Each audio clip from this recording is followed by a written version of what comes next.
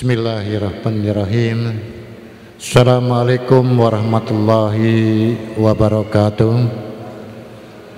Alhamdulillah, wassalatu wassalamu ala rasulillah. Asyhadu an la ilaha illallah wahdahu la syarikalah, wa asyhadu anna muhammadan abduhu wa rasuluhu, amma ba'du. Puji syukur kehadirat Allah Tabaraka wa Ta'ala atas segala nikmat-nikmatnya pada kita sekalian, sehingga pagi hari ini kita masih sempat bertemu kembali untuk thalabul ilmi. Pagi hari ini alhamdulillah kita berada di salah satu rumah Allah, Masjid Baitur Razak. Mudah-mudahan saja kehadiran Bapak dan Ibu sekalian atau kita semuanya di sini merupakan bekal kebaikan untuk bertemu dengan Allah di akhirat nanti. Shalawat dan salam senantiasa tercurahkan pada junjungan kita Rasulullah Sallallahu Alaihi Wasallam, kepada para keluarga beliau, terutama pada istri-istri beliau yang senantiasa setia mendampinginya, Khadijah, Saudah, Aisyah, Hafsah, Ummu Salamah, Zainab binti Usaimah, Zainab binti Yasi, Juwairiyah, Ummu Habibah, Sofia, dan Maimunah, serta para sahabat dan para pengikutnya sampai akhir zaman. Bapak Ibu sekalian, tidak membuang waktu lebih banyak lagi, insya Allah mudah-mudahan saja Ustadz bisa tampil secara maksimal pada pagi dan siang hari ini. Kepada Ustadz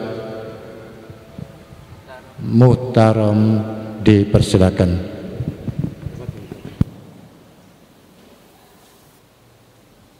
Assalamualaikum warahmatullahi wabarakatuh. Innal hamdalillah nahmaduhu wa nasta'inuhu wa nastaghfiruh wa na'udzu billahi min shururi anfusina wa min sayyiati a'malina. May yahdihillahu fala mudilla lahu wa may yudlil fala hadiya lahu. Asyhadu an la ilaha illallah wahdahu la syarika lah, wa asyhadu anna Muhammadan abduhu wa rasuluhu, wa ba'd.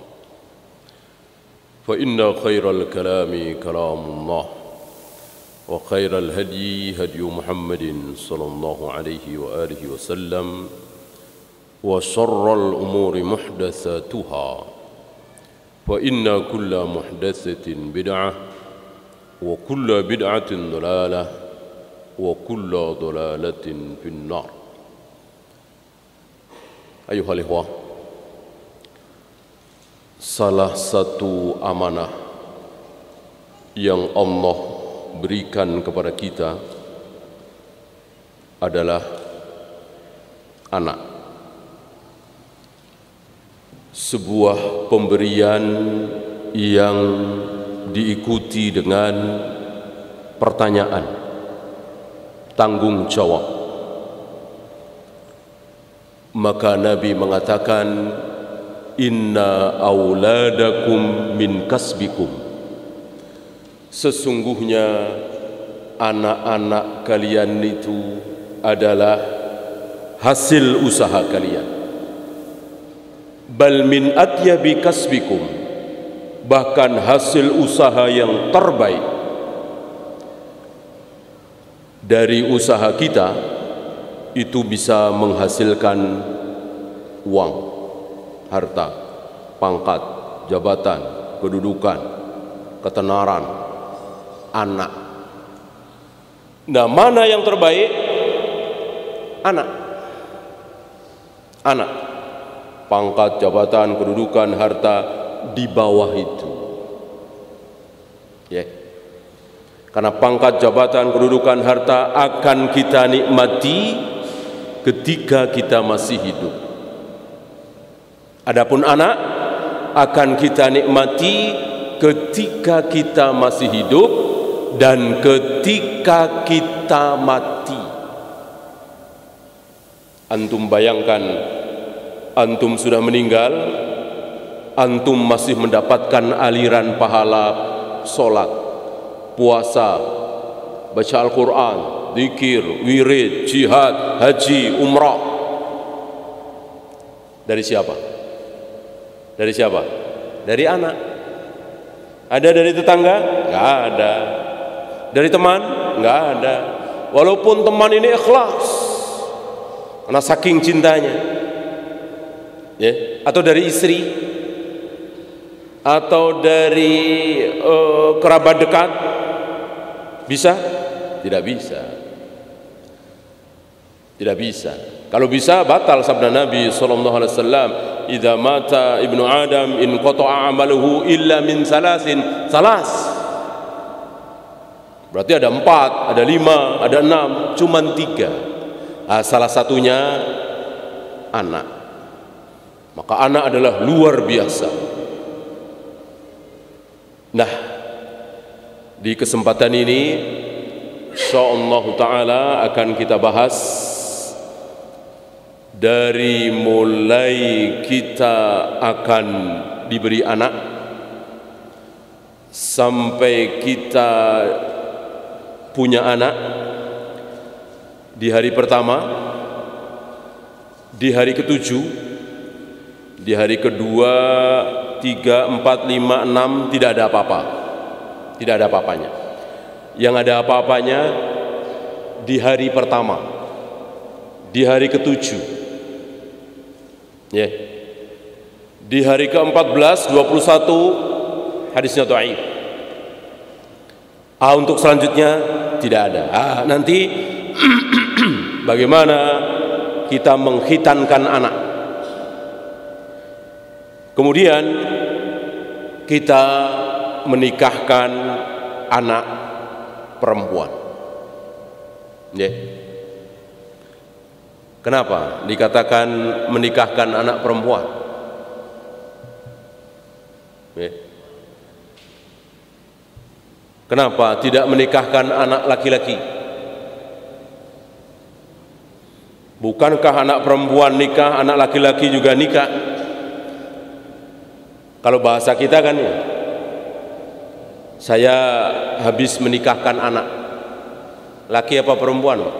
Laki. Ucapan ini aneh apa tidak? Dalam bahasa kita enggak aneh kan? Bapak habis dari mana? Oh, saya habis menikahkan anak saya. Laki perempuan? Laki. Bahasa kita enggak aneh.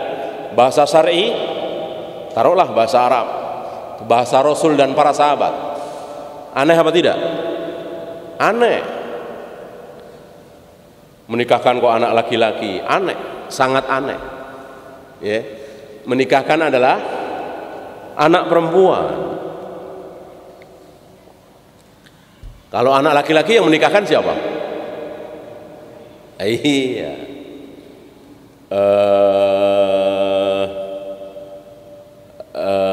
Calon mertuanya.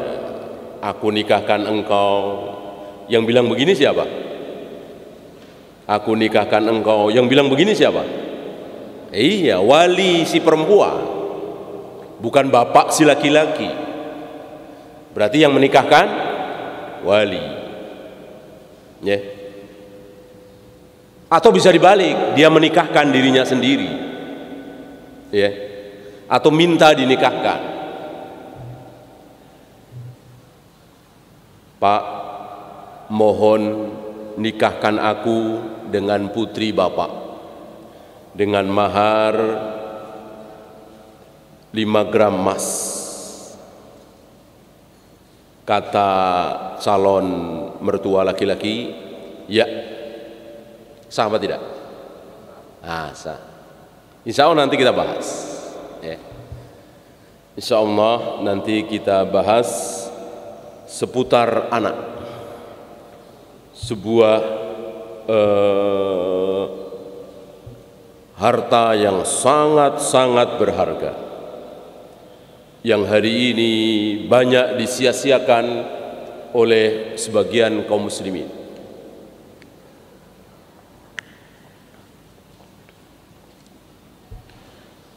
Dan kita akan membahas versi Islam syar'i, mengikuti sunnah Nabi. Kita nggak bahas versi Yahudi, Nasrani, Barat, Amerika, Eropa, tidak. Tidak. Karena beda. Bahwa ada yang sama tentang urusan dunia, iya. Tetapi kita tidak mengambil dari mereka. Kita mengambil dari Nabi sallallahu alaihi wasallam. Karena di negeri barat, orang-orang kufar ada ajaran bahwa disuruh marah kepada orang tua yang tidak bertanggung jawab. Misalnya, dulu kita dikasih tahu, dulu kita waktu masih bayi dibuang tempat sampah misalnya. Begitu kita besar, kita dikasih tahu dan semua saksi bukti membuktikan kita dibuang, lalu dipungut orang atau diasuh di panti asuhan. Lalu kita tahu ayah ibu kita yang membuang kita. Ajaran barat apa?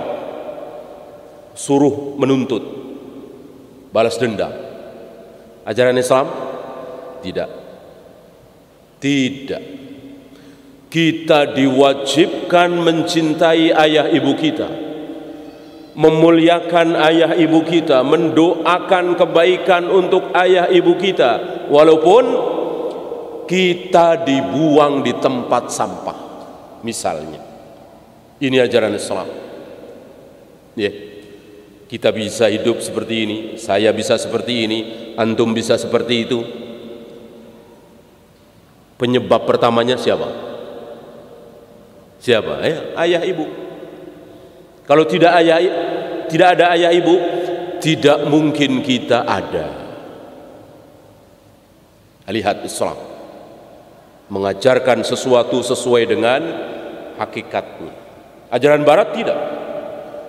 Disuruh menuntut, balas dendam. Ajaran batil.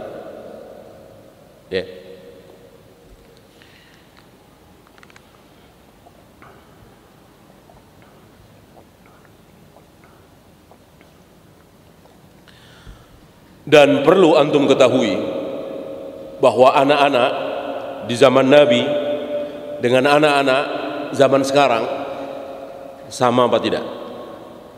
Kira-kira anak-anak di zaman Rasulullah dengan anak-anak di zaman sekarang ini kira-kira sama apa tidak? Jawabnya sama.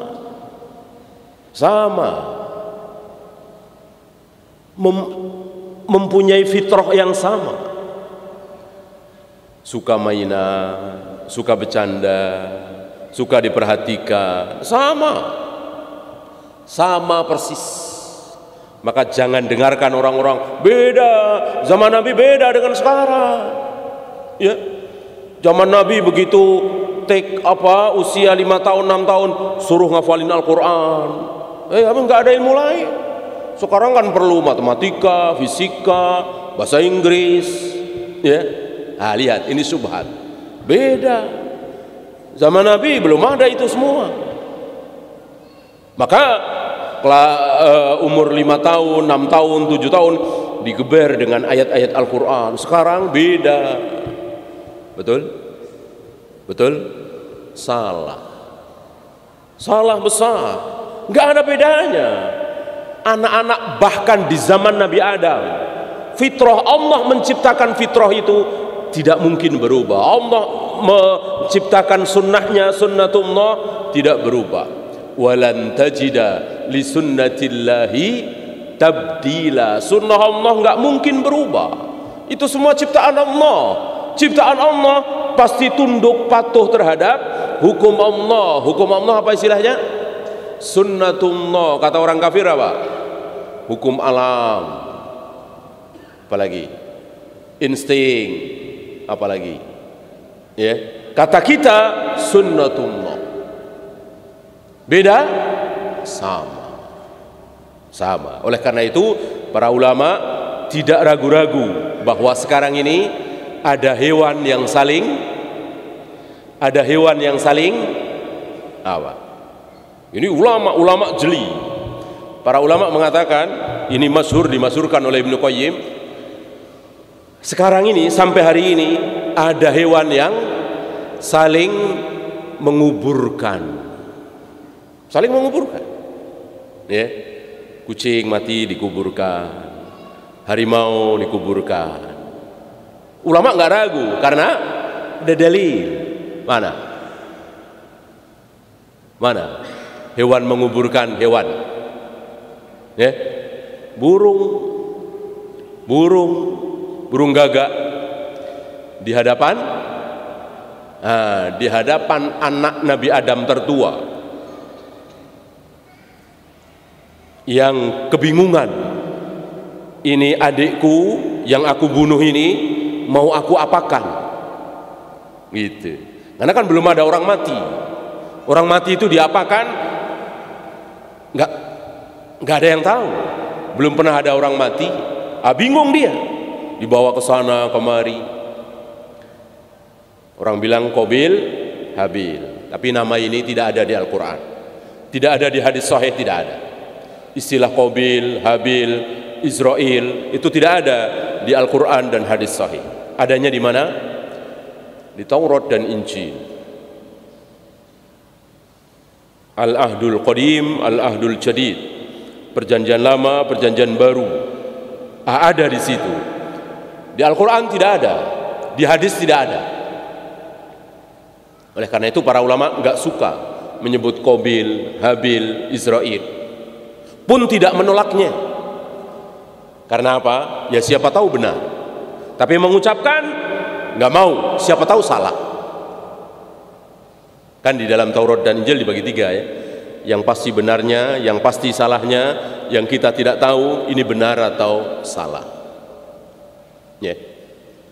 Nah, ternyata ada seekor burung yang menguburkan temannya sesama burung yang mati, digali, dikuburkan. Ini ditirukan oleh anaknya Nabi Adam yang tertua itu. Ya. Apakah perbuatan burung ini istimewa? Tidak istimewa. Memang begitu adanya. Ini kata para ulama ya. Ini bukan aneh Allah memberikan ilmu khusus kepada burung itu, enggak. Jadi hewan-hewan yang mati itu saling menguburkan. Kecuali yang mati ketabrak, kecelakaan, tenggelam, yang mati karena umur. Ya kan? Para ulama membawa bukti yang mudah. Kucing. Di kiri kanan kita ada berapa kucing? Puluhan, ratusan mungkin. Pernah kita melihat bangkai kucing? Bukan ketabrak ya, bukan keinjek ya, bukan karena mati diracun ya, mati karena tua. Hampir-hampir kita tidak dapati. Para ulama menyimpulkan bahwa kejadian burung itu terus berlangsung sampai hari kiamat, bahwa hewan itu saling menguburkan. Ya.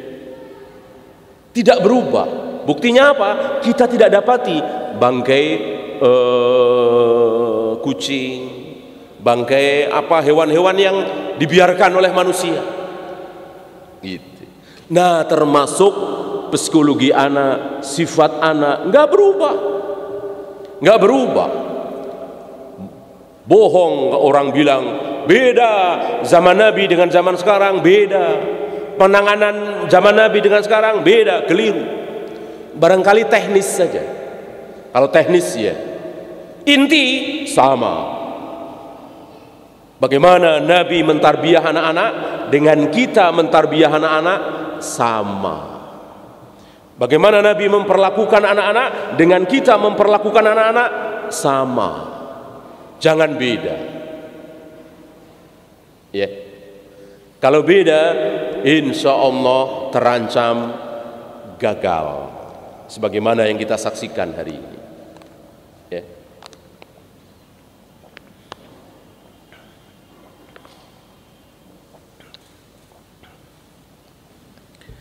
Kita awali dari hari pertama. Hari pertama kita memiliki anak. Apa yang harus kita lakukan terhadap anak kita? Kita tidak memulai, bahkan para ulama membahas tentang anak dari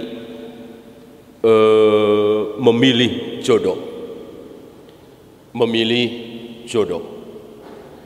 memilih istri kita, karena kita tidak mau anak-anak kita dilahirkan oleh seorang wanita ahli maksiat, wanita tabarruj, membuka aurat, wanita yang tidak taat kepada orang tuanya, tidak taat kepada suaminya. Kita nggak mau, karena sifat itu akan menurun, ya kan? Sifat itu akan menurun. Oleh karena itu Nabi menyuruh para laki-laki untuk memilih wanita. Ya. Jangan sembarangan. Gitu. Bahkan Nabi tidak hanya menyebut agama, itu yang nomor satu tentu. Fakhtar bizatid din taribat yaminu. Pilihlah calon istrimu karena agamanya. Beruntung. Apakah hanya itu? Tidak. Nabi menyebut kecantikannya, keturunannya, kebangsawanannya, hartanya. Nabi menyebut. Tiga-tiganya itu disebut, empat-empatnya disebut.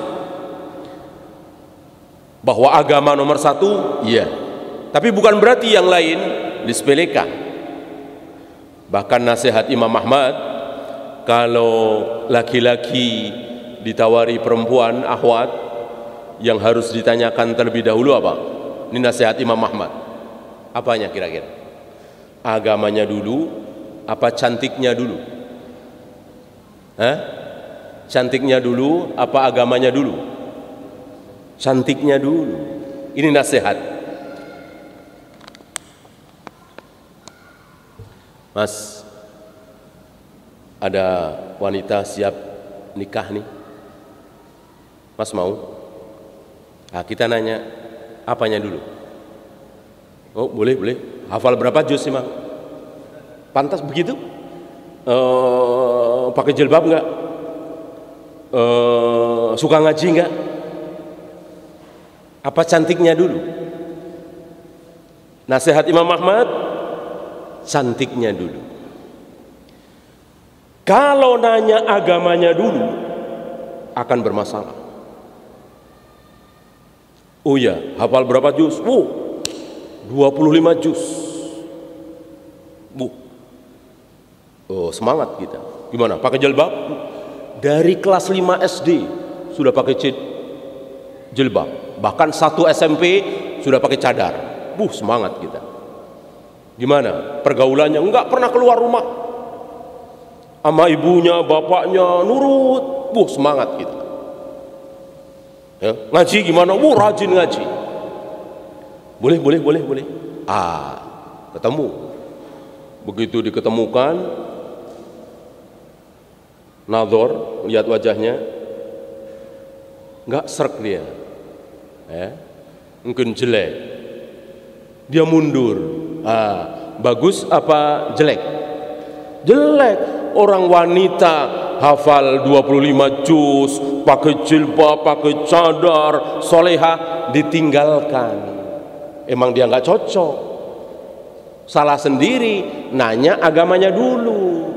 Maka nanya cantiknya dulu. Gitu. Ada wanita nih, mau? Boleh. Gimana? Putih? Ya putih. Tinggi, mancung. Tertarik dia. Habis itu lihat tuh, Lah kok pakai rok mini? Emang iya pakai rok mini dia mah. Ya, nggak pernah pakai jilbab. Salat boro-boro salat, ya. Ya udah tinggalkan, ya kan? Begitu. Jadi meninggalkan karena Allah. Meninggalkan sesuatu karena Allah. Kalau yang tadi meninggalkan sesuatu bukan karena Allah, karena hawa nafsu. Karena apa? Karena salah dalam bertanya.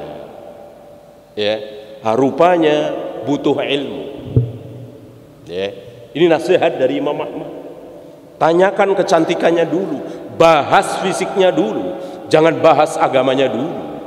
Setelah fisiknya cocok, baru melangkah selanjutnya agamanya bagaimana. Kalau bagus teruskan, kalau tidak bagus tinggal. Ya, ini seorang alim tahu apa yang kita tidak tahu. Saya kira kita tidak bahas karena insya Allah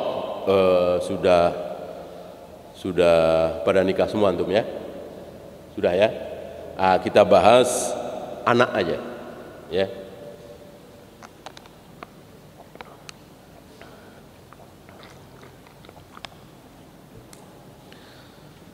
Bagaimana hari pertama anak kita lahir?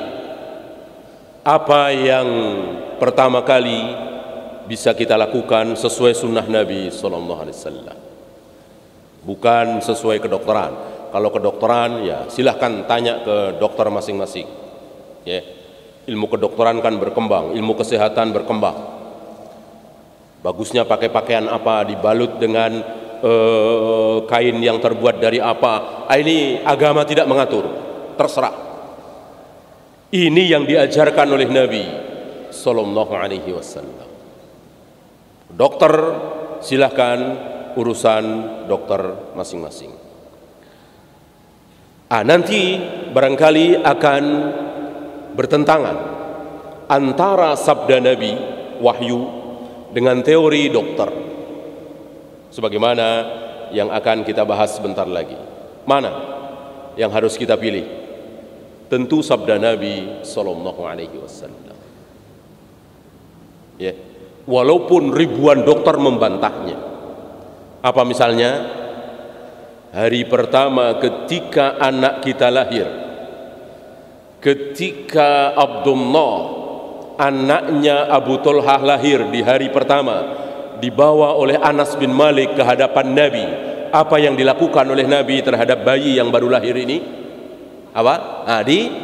Ditahnik.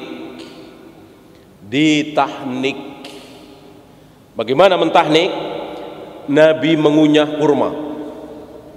Ambil kurma rutop ya, tamer ya, bukan rutop. Tamer yang tua, bukan yang muda. Ambil kurma yang bagus, kalau ada kurma ajwa, dikunyah-kunyah oleh Nabi SAW. Lalu ludah beliau yang sudah bercampur dengan kurma itu diambil, lalu dioleskan ke mulut bayi. Apa namanya? Tahnik. Perbuatan ini ditirukan oleh para sahabat. Berarti bukan khususiyah Nabi, bukan kekhususan Nabi. Artinya seluruh kaum muslimin disunahkan mentahnik bayi yang baru lahir. Caranya seperti itu. Nah, silahkan dokter mau bilang apa, terserah. Oh ini berbahaya, oh ini tidak steril, oh ini bisa bawa bibit penyakit, oh ini, terserah. Bagaimana seorang Nabi Sallallahu Alaihi Wasallam yang maksum, dijaga oleh Allah lewat wahyu, dibiarkan berbuat salah? Kalau ludah orang dewasa yang bercampur dengan kurma itu berbahaya, dimasukkan ke bayi, tentu Allah sudah larang. Mustahil Allah membiarkan nabinya berbuat sesuatu yang membahayakan bayi. Mustahil, sangat mustahil. Dari sini yakin kita bahwa ini benar, pasti bermanfaat. Tidak ada perbuatan Nabi yang membahayakan. Dari mulai wudu, sholat, tayamum, mandi junub, melempar jumroh, mencium hajar aswad, tidak ada yang membahayakan. Ya, pasti ada manfaatnya, pasti ada hikmahnya. Hanya kadang kita tahu hikmahnya, kadang kita tidak tahu. Hikmah sedekah, antum tahu? Tahu lah. Hikmah cari nafkah, Nabi nyuruh kita cari nafkah kan? Hikmah nikah, hikmah nolong orang, senyum, tahu? Tahu. Hikmah mencium hajar aswad, tahu? Hikmah melempar jumroh, tahu? Tentu nggak tahu. Tapi pasti ada, Allah rahasiakan. Inilah ahlus sunnah wal jamaah. Beda dengan Mu'tazilah. Kata Mu'tazilah apa? Semuanya ada hikmahnya dan kita harus tahu. Itu Mu'tazilah. Maka paksa-paksain hikmah ruku apa, hikmah sujud apa, hikmah menunjuk dengan jari ketika tasyahud apa, hikmah melempar jumroh apa, memaksakan diri. Ini berbeda dengan lawan kata Mu'tazilah apa?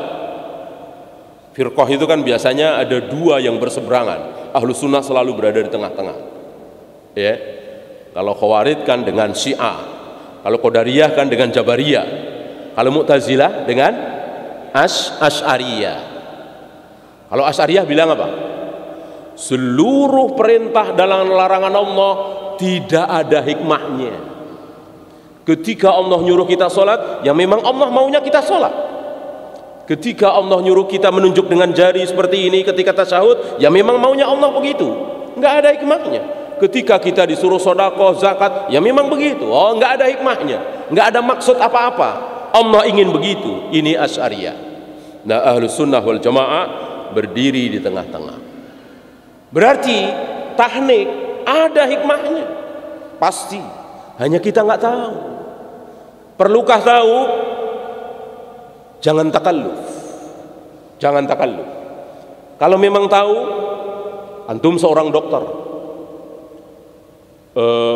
dokter spesialis apa misalnya, mulut ada, spesialis mulut ada, taruhlah ada lah ya, atau spesialis ludah ya, dokter spesialis ludah misalnya ya kan? Antum teliti ya, insya Allah dengan hidayah Allah antum bisa menemukan rupanya ajaran tahnik dari Nabi luar biasa manfaatnya, sangat luar biasa. Gitu ya. Bukan seperti orang kafir. Kalau orang kafir gimana? Bener enggak sih? Kata-kata Muhammad ini bener apa enggak sih? Itu orang kafir. Oh iya benar. Kalau sesuai dengan analisa mereka, oh iya benar. Kalau enggak sesuai, oh salah. Kata hadis ini salah. Atau sebagian mereka, oh berarti dhaif. Enggak bisa. Sahih dhaifnya hadis ditentukan oleh penelitian, enggak bisa. Enggak bisa seperti itu. Ini menghina Imam Bukhari, menghina Imam Muslim, Abu Daud, Nasai, Tirmidzi, Ibnu Majah, Yahya bin Ma'in, Ali bin Madini, Yahya Al-Qattan, Imam Ahmad. Menghina mereka. Kalau sahih dhaifnya hadis itu ditentukan oleh penelitian hari ini. Oh, ini enggak sesuai dengan ilmu pengetahuan, dhaif. Hadis lalat misalnya kan? Lalat masuk ke kopi kita ya kan? Celupin sekalian ya kan? Oh, ternyata sayap lalat itu kiri kanan sama, nggak ada bedanya. Kata hadis itu kan beda, sebelah ada racun, sebelah ada penawarnya. Kok sama? Oh dhaif, hadis ini dhaif. Betul begitu? Ini menghina Imam Bukhari, Muslim, Abu Daud, Nasai dan lain-lain. Habis waktu hidup Imam Bukhari, Muslim dan lain demi memilah mana yang sahih, mana yang dhaif. Enggak bisa diperlakukan seperti itu. Ya. Enggak bisa. Para ilmuwan mendhaifkan hadis yang sahih, mensahihkan hadis yang dhaif, enggak berhak. Bukan ilmu mereka. Mereka tidak tahu. Ya.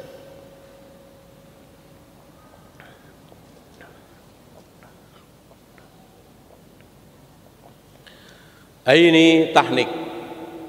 Saya kira kita tidak perlu bahas bagaimana kalau tidak ada kurma boleh diganti dengan sesuatu yang lain, saya kira nggak usah kita bahas. Karena apa? Mudah hari ini di Surabaya, di Jakarta, di Bandung, di Indonesia ini mudah untuk mencari kurma. Ya, kalau memang nggak ada, nggak bisa, bolehlah dibahas. Karena salah satu yang tidak disukai oleh para sahabat, yang tidak disukai oleh para tabi'in, yang tidak disukai oleh para ulama, apa?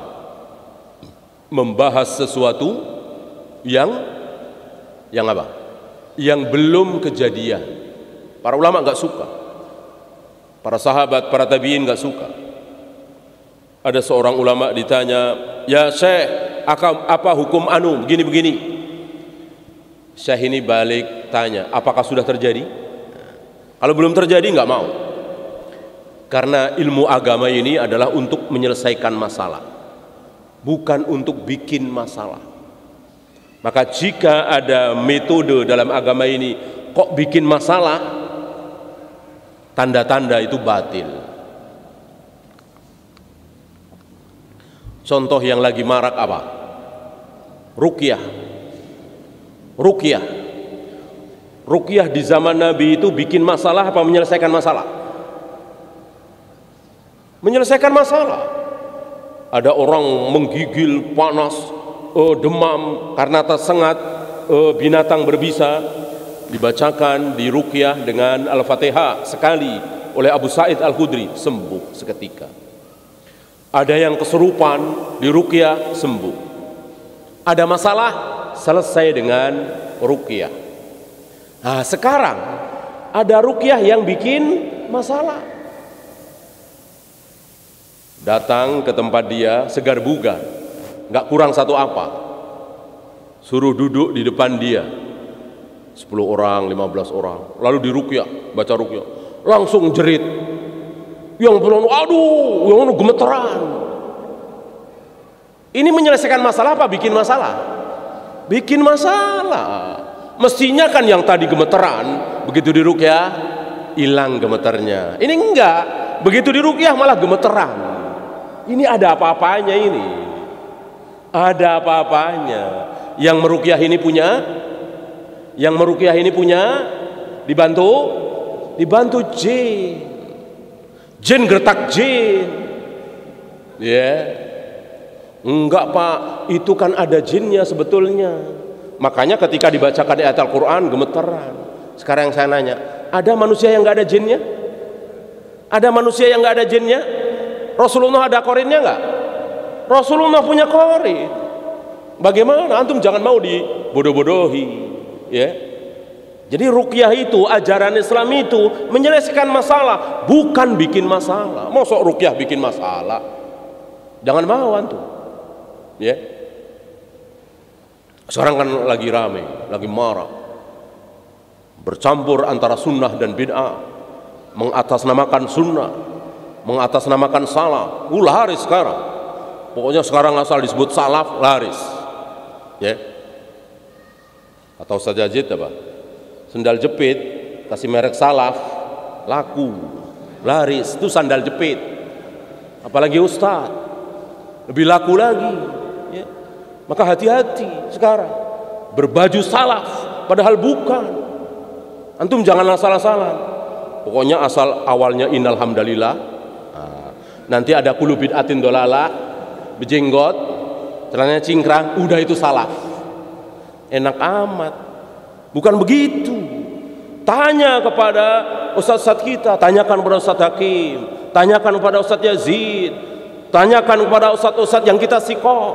Nggak bisa kita yang menilai, nggak bisa. Antum dokter ahli saja kan nanya kan? Dokter yang ahli itu yang mana? Antum kan nanya, bukan antum yang menilai. Ya. Kalau dokter masih mending ada cocok-cocokan. Kalau saya dokter ini cocok nih, kalau dokter ini kurang cocok masih mending. Ustadz boleh begitu? Ustadz ini saya cocok nih. Nah, kalau ini saya nggak cocok nih, nggak bisa, nggak bisa. Ya, agama ini bukan mainan, bukan selera kita. Kita butuh nasihat ustadz-ustadz kita agar kita tidak menyimpang. Hari ini luar biasa, mengatasnamakan salaf, mengatasnamakan sunnah, luar biasa. Padahal khawarij mengkafirkan sesama muslim, ujung-ujungnya mengkafirkan penguasa, mengatakan Indonesia ini negara kafir. Pelan-pelan kita digiring. Hati-hati, hati-hati ya. Maka Nabi mengatakan addu 'alaiha bin nawajid, gigit dengan gigi geraham ya. Apa setelah tahnik? Nama. Bolehkah memberikan nama di hari pertama? Al-jawab boleh. Mana dalil? Tadi, selain Nabi mentahnik Abdullah tadi, adik dari Anas bin Malik, anak dari Abu Talhah dan Ummu Sulaim, Nabi memberikan nama Abdullah, fasammahu Abdullah. Bayi itu diberi nama oleh Nabi dengan Abdullah.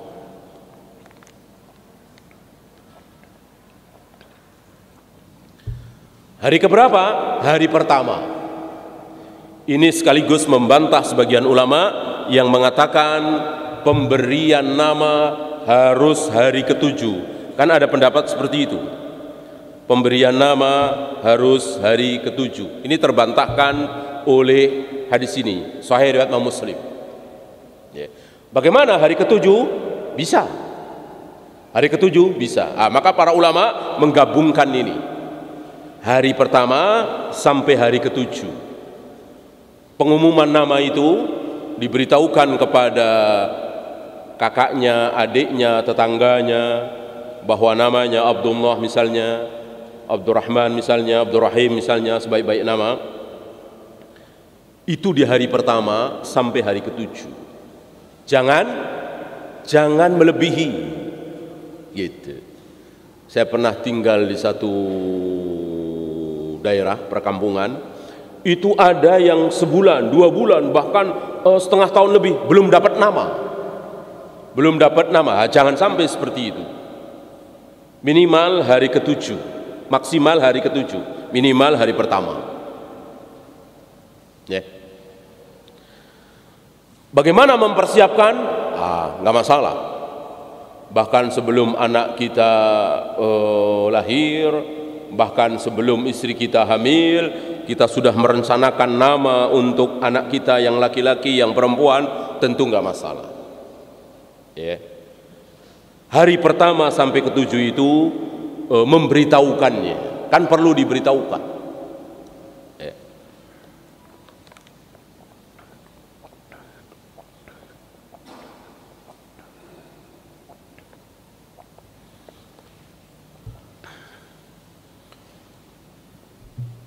Hari kedua tidak ada apa-apa. 3, 4, 5, 6, 7. Ada apa di hari ketujuh? Ada apa? Saya nggak tahu. Iya, akikah. Ya. Sembelihkan kambing 2 ekor kalau bayinya laki-laki, dan sembelihkan 1 ekor kalau bayinya perempuan. Bagaimana kalau ditambah? Nggak masalah. Sudah bukan ibadah mahdhah. Penambahan itu sudah bukan ibadah mahdhah, ya kan? Yang ibadah mahdhah apanya? Kambingnya. Ya. Tetangga saya nggak ada yang doyan kambing. Doyannya ayam kampung. Kambing 1 harga 3 juta misalnya. Duit 3 juta ini saya belikan ayam kampung 50. Sama aja kan? Yang penting kan duitnya. Betul? Salah. Nabi menunjuk kambing ini ibadah mahdhah. Bolehkah diganti? Tidak boleh.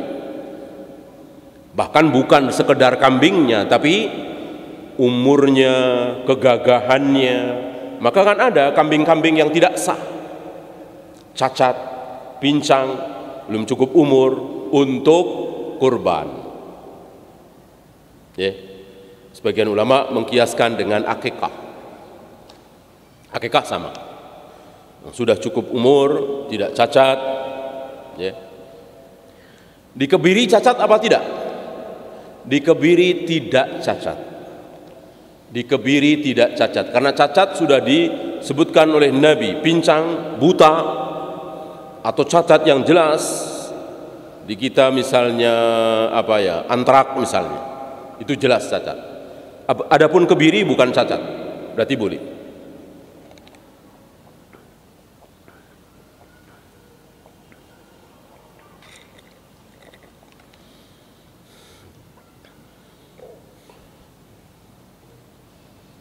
Bagaimana kalau lewat hari ke-7 baru bisa beli kambing? Hari ke-8, hari ke-9 baru bisa beli kambing. Jawabnya, ibadah yang sudah ditentukan oleh waktunya ini memang berselisih, ya. Saya kira antum dengar perselisihan para ulama. Ada yang mengatakan boleh, ada yang mengatakan tidak, berselisih. Rata-rata ulama Saudi hari ini membolehkan, bahkan sampai tua, ya. Adapun Syekhul Islam, Syekh Albani dan lain-lain tidak membolehkan. Dan tentu kita, antum, saya bebas merdeka. Ini nikmatnya jadi pelajar ilmu, bebas. Beda dengan para muqallidin. Orang-orang muqallid, taklid buta, enggak bebas. Gurunya begini harus ikut. Syekhnya begini harus ikut. Antum pelajar bebas, ya. Karena bebas, mari kita bahas. Itu pelajar enaknya, dan itu ada di Islam Ahlus Sunnah. Kalau firqah biasanya muqallidin, harus sama dengan syekhnya, harus sama dengan kiainya, harus sama dengan tokohnya. Untuk sesuatu yang sangat terang benderang, contoh gampang, jenggot, ya. Kiai-kiai itu tahu nggak kalau Nabi berjenggot, ya? Kalau Nabi menyuruh waqful liha jazzus sawarib khaliful yahud khalifun nasara, kira-kira kiai-kiai itu tahu nggak? Tulab tahu nggak? Insya Allah tahu. Insya Allah mereka tahu. Orang baca hadis kok, ya. Nabi berjenggot, Abu Bakar, Umar berjenggot, bahkan Yesus digambar-gambar orang berjenggot. Gimana? Lihat, sesat itu memang Allah yang menyesatkan. Kan orang Kristen sendiri yang gambar Yesusnya itu jenggot, ada jenggotnya. Kenapa mereka nggak berjenggot? Katanya cinta kepada Yesus. Itulah sesat. Orang sesat memang betul-betul disesatkan oleh Allah. Kembali ini ucapan Ibnu Qayyim. Mestinya orang Kristen itu mencintai salib apa membenci salib sih? Mestinya. Ini kata Ibnu Qayyim ya, bukan saya. Mestinya mereka benci sama salib. Orang Tuhannya disalib kan? Oh, mestinya mereka benci. Ini kurang ajar nih salib ini. Diinjak-injak, dibakar mestinya.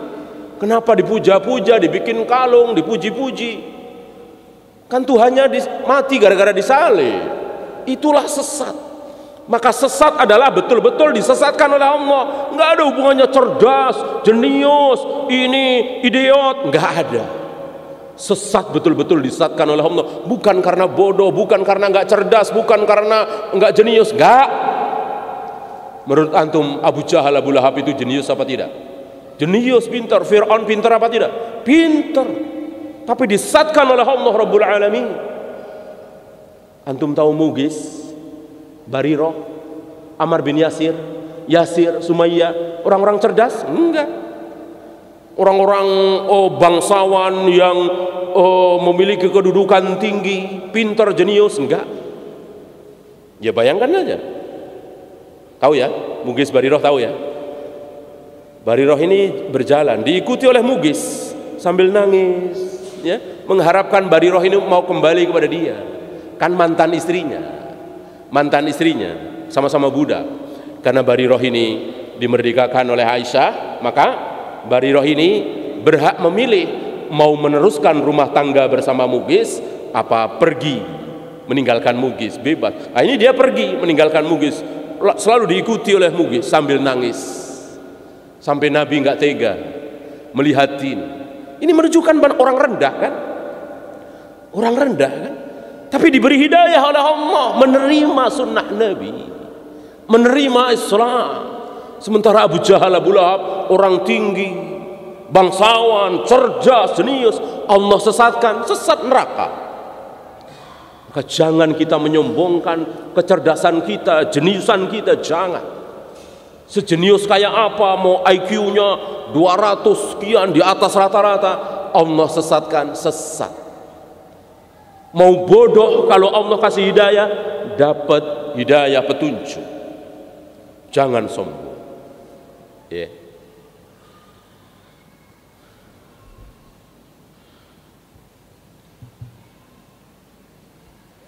Nah, karena ilmu ini tidak jumud, maka layak bagi kita untuk belajar. Dan tidak layak bagi kita untuk malu-malu, takut, nggak enak, sungkan, ewo, pekewo. Ini kan guru saya, mosok saya beda. Ini kan syekh saya, mosok saya beda. Nggak pantas begitu. Tanpa mengurangi kehormatan kita kepada Syekh bin Baz, seorang ulama besar zaman ini. Ketika beliau wafat, Syekh Albani mengatakan ulama terbaik di dunia ini telah wafat, sambil beliau menangis. Ya. Tetapi bukan berarti bahwa pendapat Syekh bin Baz harus kita ikuti semua. Kalau memang beda dengan dalil dan itu mungkin, kita tinggalkan. Nah, termasuk ini. Tanpa mengurangi rasa hormat kita kepada ulama-ulama Hijaz, Syekh bin Baz dan lain-lain, kita bahas sedikit tentang akikah di hari ke-8, 9, 12, 21, 40, setahun, 2 tahun. Ya. Pertama, pernahkah ini dilakukan oleh para sahabat? Tidak ada riwayat. Gitu. Bagaimana Nabi? Ada riwayat. Nabi mengakikahi diri beliau sendiri ketika sudah jadi Nabi. Berarti ada. Hanya sayang riwayat ini diperselisihkan.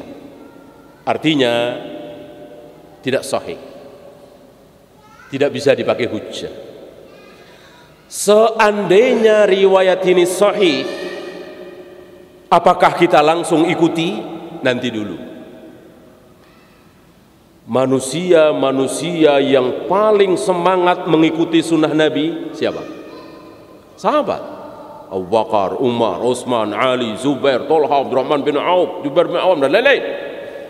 Nah, sekarang adakah riwayat sahabat Abu Bakar misalnya mengakikahi diri beliau sendiri ketika sudah dewasa, atau Umar mengakikahi diri beliau sendiri ketika sudah masuk Islam, atau Utsman, atau Ali, atau Zubair, atau Thalha? Jawabnya tidak ada. Kalau ada, silahkan, kan enak kan? Pembahasan hukum asal ibadah itu apa?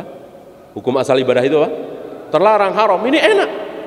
Bagi kita yang tidak mau melakukan ini, itu enak. Bukan kita nolak. Mana dalil? Kalau Anda bisa membawakan dalil, Abu Bakar misalnya, atau Abu Hurairah misalnya, atau Anas bin Malik misalnya, mengakikahi diri mereka sendiri ketika sudah dewasa, mana? Saya akan ikuti. Gitu. Kalau tidak, ya tunggu sampai ada dalil. Saya nggak mau sampai ada keterangan.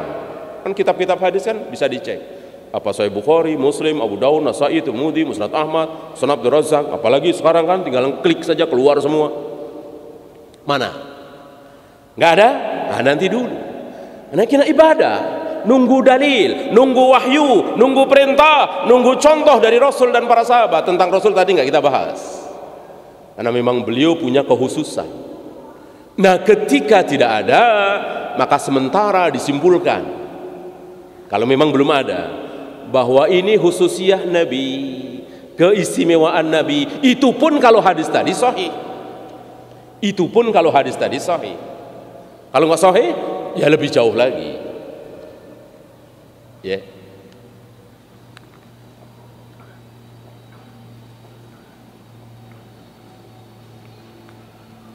Nggak usah menyalahkan dulu. Terlalu jauh barangkali, kan kita bukan ulama. Kalau ulama mungkin salah, beda. Kita kan bukan ulama. Enggak, saya nggak mau. Sampai Anda menunjukkan kepada saya dalil. Belum ada, ya saya belum berani. Gitu. Karena ibadah yang sudah ditentukan waktunya oleh Nabi, lewat waktunya nggak boleh. Zakatul fitri, kan zakat fitrah ya, zakat fitrah ini istilah salah. Zakatul fitri dibayar setelah sholat idul fitri, sah apa tidak? Tentu tidak sah. Menjembelih hewan kurban tanggal 16 Dzulhijjah, sah apa tidak? Tidak sah. Bahkan sebelum sholat Id, sebelum sholat Idul Adha, nggak sah. Ya, Abu Burdah menyembelih hewan kurban sebelum sholat Idul Adha. Kata Nabi, nggak sah, ulangi. Ya. Begitu. Nabi sudah menentukan waktu. Berarti kalau waktu itu lewat, nggak sah. Nggak sah. Antum udah zuhur, ada seseorang, saya kira bukan antum ya, ada seseorang udah zuhur, nggak mau sholat zuhur, orang muslim nih, menyanyiakan sholat, nggak sholat, ntar aja dah, ntar aja, sampai jam 1, jam 2, ntar aja. Begitu jam 4, oh iya, belum sholat zuhur, dia sholat zuhur jam 4 itu, sah apa tidak? Sah apa tidak? Tidak sah. Tidak sah. Kecuali dia macet, mau sholat nggak mungkin turun dari bus, atau ada banjir, atau sakit, atau udzur lah. Insya Allah sah sholat zuhur jam 4. Nabi pernah sholat subuh mungkin sekitar jam 7, jam setengah 8. Matahari sudah lumayan tinggi. Karena apa? Ya ketiduran. Sah. Ya, contoh tadi nggak sah. Ntar aja, masih panjang ini. Ntar aja. Tahu-tahu jam 4 baru sholat zuhur. Tidak sah. Ibadah yang sudah ditentukan waktunya oleh Allah dan Rasulnya tidak sah kita lakukan di luar waktu tersebut. Buat apa? Allah dan Rasulnya memberikan spare waktu itu buat apa? Nggak ada gunanya dong kalau sah. Buat apa? Nabi menunjukkan Yaumus Sabi'ah, hari ke-7, buat apa? Kalau hari ke-8 boleh, hari ke-9 boleh. Ya. Kalau lahir hari Ahad, hari ke-7-nya hari apa? Hari Sabtu ya. Jadi Ahadnya dihitung. Hari Ahad itu berarti hari pertama dia lahir kan? Hari pertama dia hidup di dunia. Ahad, Senin, Selasa, Rabu, Kamis, Jumat, Sabtu. Ya, bukan Ahad, Senin, Selasa, Rabu. Bukan. Kan kita suka begitu. Hari apa? Ahad. Oh, Ahad, Senin, Selasa, Rabu, Kamis. Jatuhnya Ahad. Ini pendapat yang tidak roji. Hari ke-7 Yaumus Sabi'ah, hari ke-7 dia hidup di dunia. Berarti hari Sabtu kalau dari hari Ahad.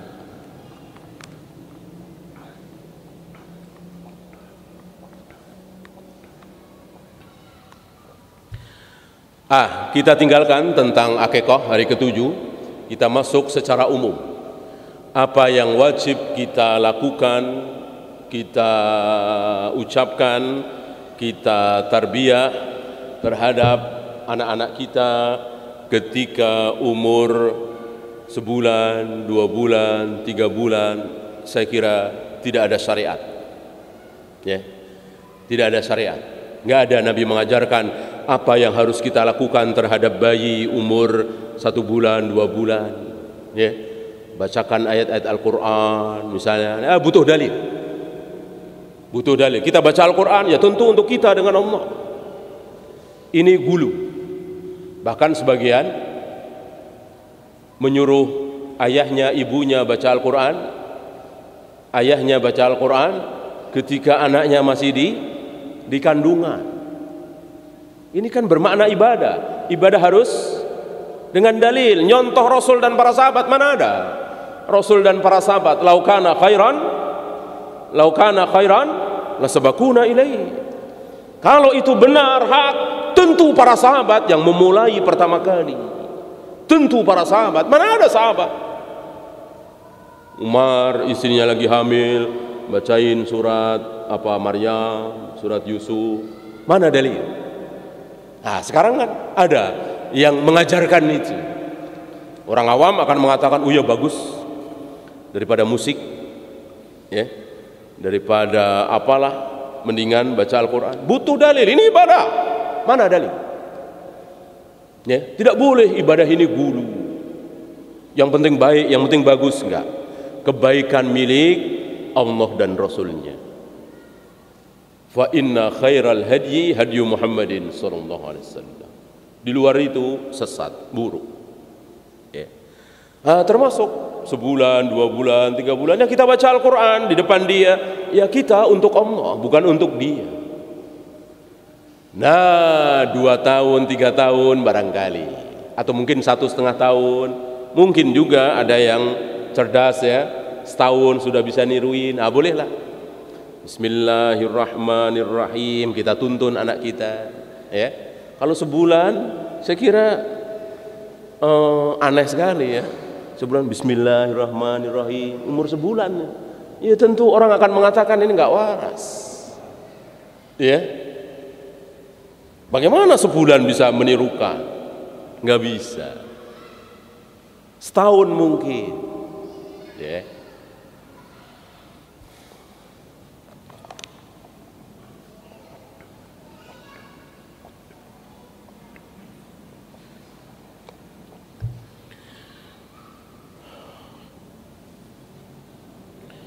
Kemudian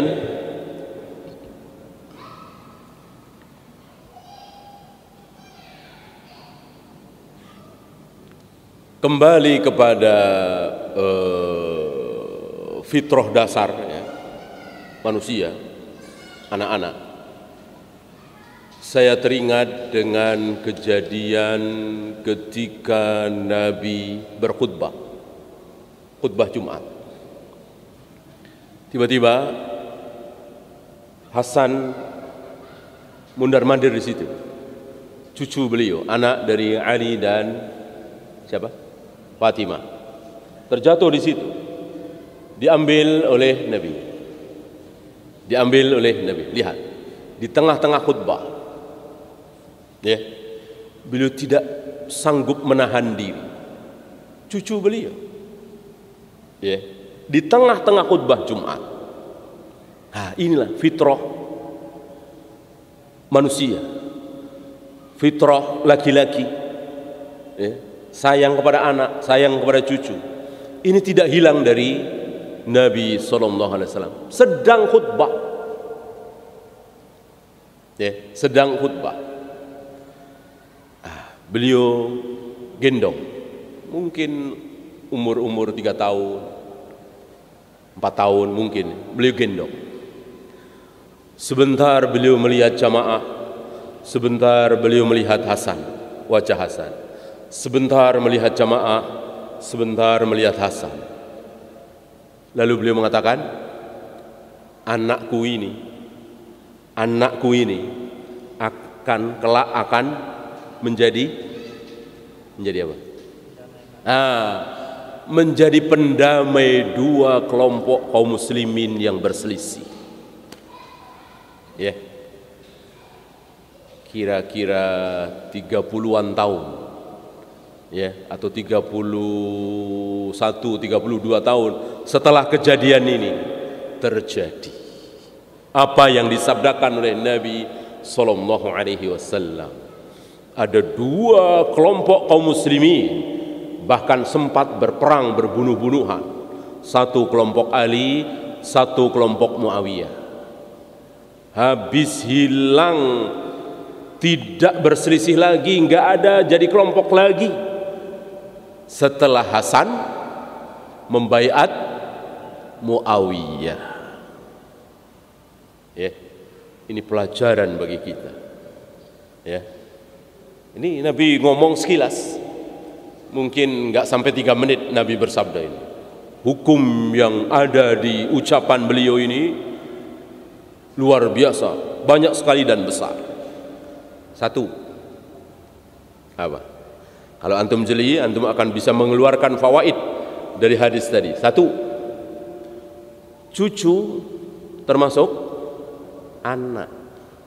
Kan cucu beliau bilang anakku ini, ibni hadza, anakku ini. Ya. Maka cicit anak, anaknya cicit, cucunya cicit, cicitnya cicit, terus ke bawah anak, semuanya anak. Artinya kalau cicit kita sholat, kita sudah meninggal, kita ikut dapat pahalanya apa tidak? Dapat apa tidak? Dapat. Ya. Dan begitu pula secara mahram, wali sama. Ya. Ibu kita mahram, ibunya ibu mahram, ibunya ibu terus mahram sampai ke atas yang masih hidup. Ya. Dan menyamping, ke atas dan menyamping, tapi tidak ke bawah. Ya.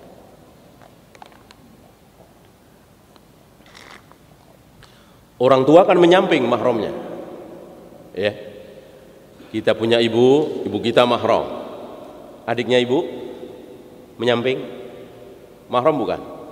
Mahram kan? Bibi, paman mahram kan? Nah, begitu juga kakek menyamping, mahram juga. Ya. Bapaknya kakek apa? Buyut. Menyamping, mahram juga. Tapi tidak ke bawah. Kalau ke bawah, bibi saja tidak ke bawah kan? Anaknya bibi kita perempuan, anaknya perempuan, boleh salaman dengan kita? Boleh kita melihat rambut dia? Tidak boleh. Apa istilahnya? Sepupu kan? Sepupu bukan mahram kan? Sepupu bukan mahram, tidak ke bawah, hanya menyamping.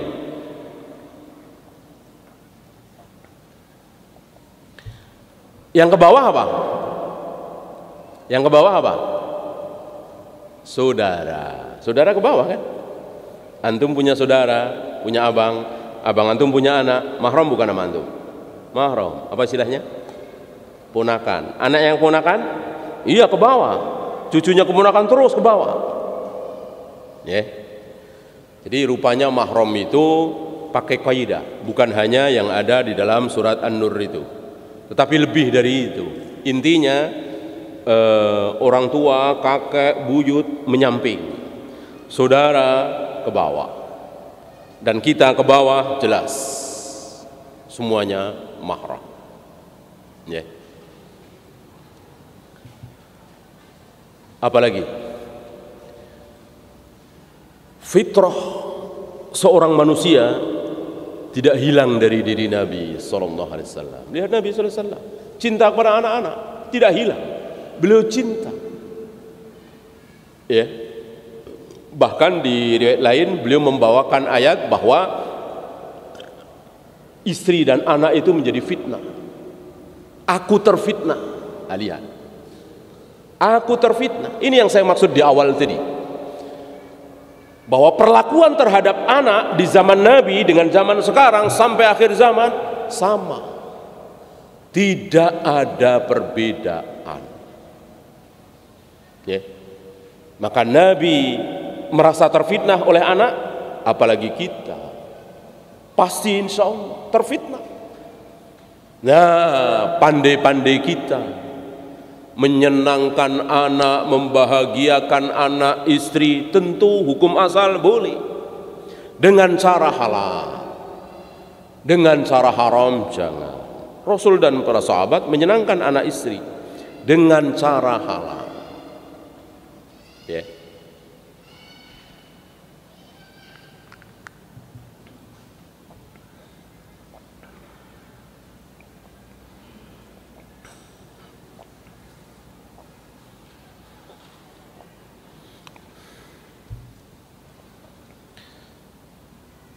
Apa pelajaran lagi? Bahwa sesama muslim saling membunuh, saling memerangi, tidak menjadikan muslim tersebut menjadi kafir. Ini sedikit tentang orang-orang Khawarij. Orang-orang Khawarij mengatakan membunuh itu menyebabkan kafir. Jangankan membunuh, berbohong, minum khamar, berjudi, itu menyebabkan kafir. Itu kata orang Khawarij. Kata Nabi apa? Anakku ini akan menjadi pendamai antara apa tadi? Dua kelompok kaum muslimin. Lihat, dua-duanya muslim. Nabi yang berkata, maka kelompok Ali muslim, kelompok Muawiyah muslim, dua-duanya beriman.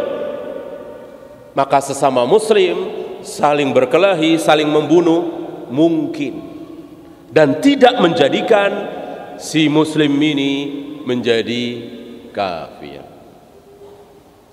Ya. Adapun hadis sibabul muslim fiskun wa qitaluhu kufrun, mencaci maki seorang muslim adalah fasik, membunuh seorang muslim adalah kafir, ini adalah ancaman. Ini adalah ancaman. Bukan berarti ketika ada seseorang membunuh seorang muslim langsung kita tuduh dia telah kafir. Bolehkah? Tidak boleh. Ya. Kita lanjutkan.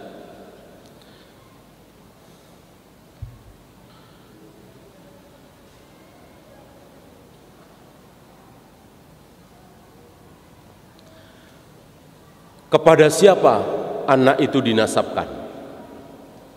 Nah, kepada ayahnya. Para ulama membahas kenapa? Bukankah yang melahirkan ibunya? Bukankah dia pernah satu badan dengan ibunya di dalam perutnya? Kan lebih pantas ke ibunya. Kenapa ke ayahnya? Ya, ternyata salah.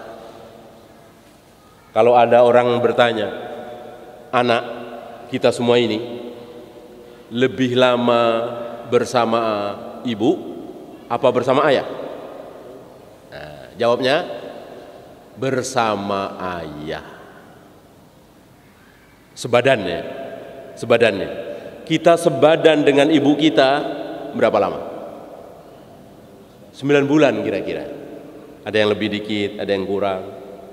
Kita sebadan dengan ayah kita berapa lama? Nah, dari ayah kita lahir sampai ayah kita mengeluarkan kita menuju rahim ibu kita, bisa 30 tahun, bisa 35 tahun kita bersama ayah kita, bersebadan satu badan dengan ayah kita. Ya. Karena sebelum ayah kita bertemu dengan ibu kita, kita ada di mana?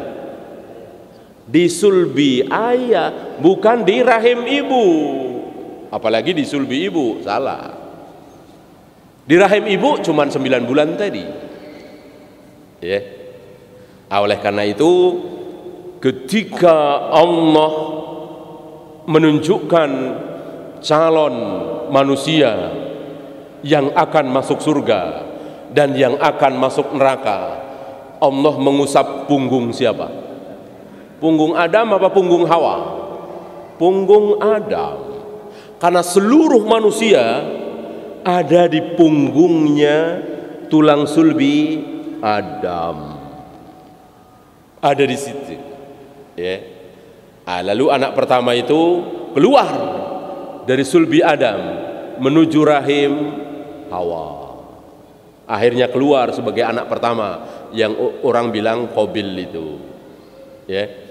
Kemudian masih menurut Israelia ada Halimah, Buddha dan seterusnya. Itu keluar semua. Satu persatu keluar dari sulbi Adam menuju rahim Hawa. Sulbi Adam, rahim Hawa. Begitu juga kita. Ya.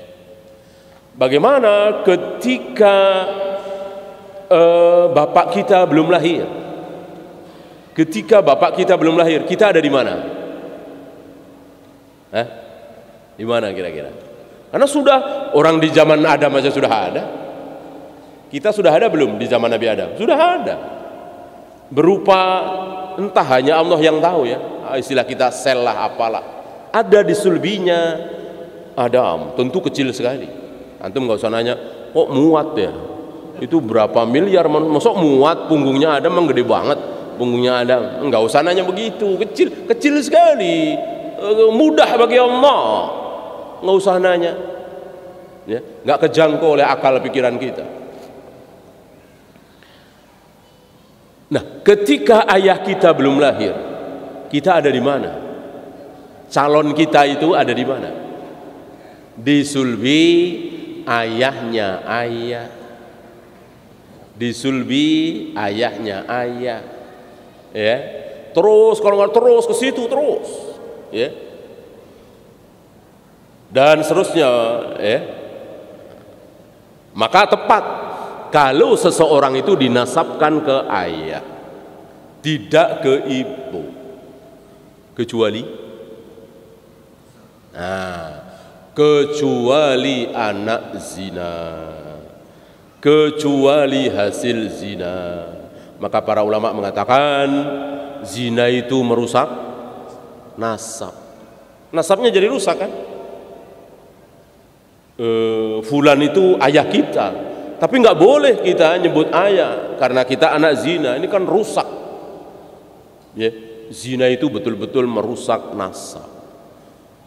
Harus dinasabkan ke ibu, kan jadi rusak gitu. Ya. Nah ini. Kalau antum baca hadis-hadis tentang ini luar biasa. Semakin tahu kita betapa Allah luar biasa merencanakan segalanya. Sampai ketika air mani ayah masuk ke rahim ibu, ada siapa di situ? Ada siapa yang menjaga? Malaikat. Rasul menyebut sebagai malaikat penjaga, malaikat penjaga rahim. Dan malaikat itu selalu bertanya kepada Allah, ya Allah, mau dijadikan apa tidak? Air mani yang masuk ke dalam rahim ini mau dijadikan apa tidak? Kalau Allah bilang jadikan, jadi. Kalau Allah bilang jangan jadikan, maka akan dikeluarkan nanti dalam bentuk darah haid setiap sebulan sekali. Kalau Allah bilang jadikan, jadi. Dan mudah bagi malaikat ini untuk menjadikan air mani ini menjadi janin. Mudah sekali. Enggak ada malaikat, ya Allah susah ya Allah, ada spiralnya. Enggak mungkin. Enggak mungkin. Ada pelindungnya, ada pelapisnya, ada dia minum pil, dia vasektomi. Enggak ada. Enggak ada, yakin. Percaya, enggak ada begitu. Mana mungkin rencana Allah batal oleh rencana manusia KB? Mana mungkin? Bukan Tuhan kalau begitu, Allah. Ya, maka Nabi bilang ketika para sahabat berazal, azal tahu ya. Nabi bilang apa? Tidak akan membatalkan roh yang telah Allah persiapkan. Azal tidak akan membatalkan, termasuk KB. Tidak akan batal. Ada sepasang suami istri, fulan dan fulana. Allah telah merencanakan dia punya anak 7. Allah sudah tulis di Lauh Mahfuz anaknya 7. Kan segala sesuatu sudah Allah tulis. Wa kullu syai'in ahsaynahu fi imamin mubin. Tidak ada yang tidak ditulis oleh Allah. Apapun sudah ditulis oleh Allah. Bahkan saya duduk di sini, saya berapa kali menggerakkan tangan di sini, Allah sudah tulis. Apalagi fulan dan fulana ini menikah, punya anak berapa? 7 misalnya, sudah ditulis oleh Allah punya anak 7. Akhirnya fulan dan fulanah ini habis punya anak KB. KB-nya apa? Vasektomi, diputus, nggak punya anak lagi. Akhirnya rencana Allah fulan-fulana punya anak 7 gagal karena fulan dan fulana KB anaknya cuma 2. Mungkinkah? Nggak mungkin. Bukan Tuhan kalau begitu, Allah. Masa Allah merencanakan sesuatu batal oleh KB? Masa kita ragu dengan sabda Nabi?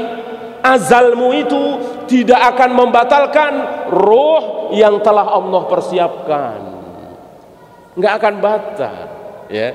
Maka kalau fulan dan fulanah KB akhirnya anaknya cuma 2, berarti Allah telah catat di Lauh Mahfuz memang anaknya cuma 2. Nggak mungkin Allah catat 7 jadi 2, nggak mungkin. Nah, ini gunanya percaya dengan takdir, beriman dengan takdir, ya, dan seterusnya. Iya, masih ada beberapa poin, saya kira baru sedikit ya poin yang kita bahas karena kita belum sampai ke dewasa, pernikahan dan seterusnya. Ya, insya Allah yang sedikit ini bermanfaat.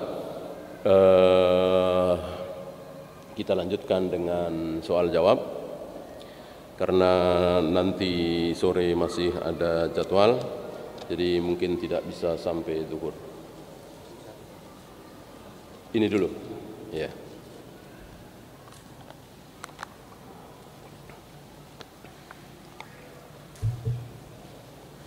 Bolehkah seorang ahlu sunnah atau salaf memondokkan anaknya di pondok yang tidak jelas manhajnya, sedang ada pondok yang sudah jelas manhajnya? Tentu sebagai seorang yang betul-betul ahlu sunnah tidak akan melakukannya. Bagaimana kita menjerumuskan anak kita sendiri? Kan nggak mau kan?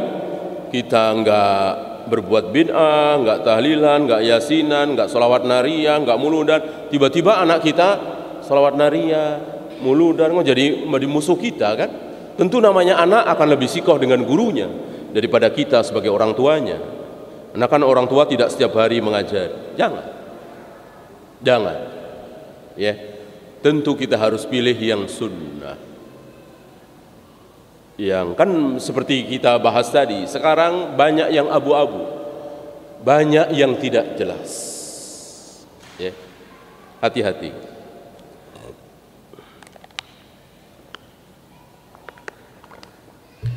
Ustadz, bagaimana dengan sunnah mencukur rambut anak? Bagaimana tata caranya terkait keadaan anak antara hari ke-1 hingga ke-7 kelahiran?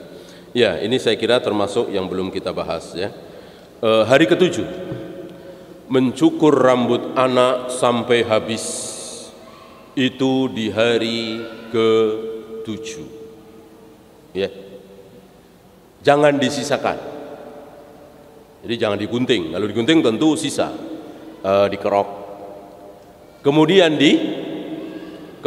ditimbang. Misalnya ditimbang ada 1 gram. Maka sodakoh uang seharga 1 gram perak. 1 gram perak berapa? 40.000. Sodakoh 40.000. Ya, dilebihkan boleh. Ini termasuk hari ke-7. Selain pemberian nama tadi dan akikah. Dan akikah tadi penyembelihan, ya. Kalau antum dengar kata akikah, kurban, itu isinya adalah penyembelihan, mengalirkan darah kambing itu, bukan makan kambingnya, bukan. Itu bukan acara akikah. Maka boleh hari ke-8, hari ke-9, hari ke-10, silakan. Kalau masih belum basi misalnya. Akikah itu apa? Mengalirkan darah itu. Yang harus hari ke-7 itu mengalirkan darah kambing itu. Bukan makannya sekali lagi atau membagikannya.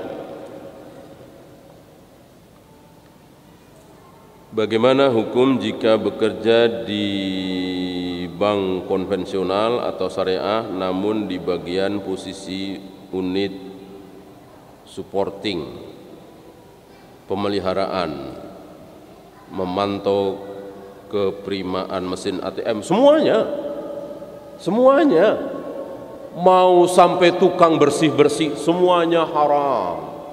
Wala ta'awanu 'alal itsmi wal udwan. jangan kalian bertolong-tolongan dalam hal maksiat. Ini riba maksiat, dan bukan sepele maksiatnya. Riba itu ada 60 cabang. Ada yang dosanya besar, sedang, kecil, ada yang paling kecil.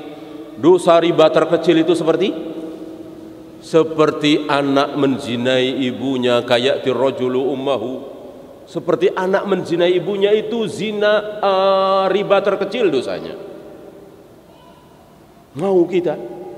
Tentu menjijikkan sekali ini. Ya, apapun. Ya sama dengan komplek pelacuran, pabrik Homer, kita kerja di situ, bagian yang paling rendah yang nggak ada hubungannya dengan pelacuran, nggak ada hubungannya dengan Homer, kita cuma ngelap-ngelap kaca, sama, tidak boleh. Tidak boleh, haram. Termasuk antum usaha catering, ada pesanan dari bank, ya, seminggu 3 kali, layani jangan. Itu wala ta'awanu 'alal ismi wal 'udwan. Gitu. Antum punya perusahaan catering, dapat pesanan dari direktur bank yang sedang punya hajatan ngawinin anak, direktur bank, layanin jangan. Halal layanin? Halal. Antum harus bisa bedakan direktur bank dengan banknya beda. Ya, perkara direktur bank ini dapat uang dari mana bukan urusan kita. Ya, adapun banknya nggak boleh, itu membantu bank. Kalau direkturnya ini kan ngawinin anak, beda masalah. Ya, antum disuruh masang AC di gereja, halal haram? Haram, jelas. Antum disuruh masang AC, tukang AC misalnya antum ya, di rumah Pak Pendeta, halal haram? Halal. Ya, bisa bedakan ya, mana yang maksiat, mana yang bukan. Apa hukum inseminasi? Apa inseminasi? Imunisasi? Hah?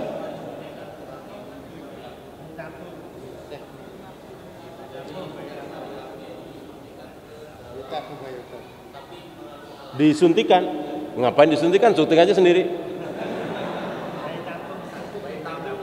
Tujuannya?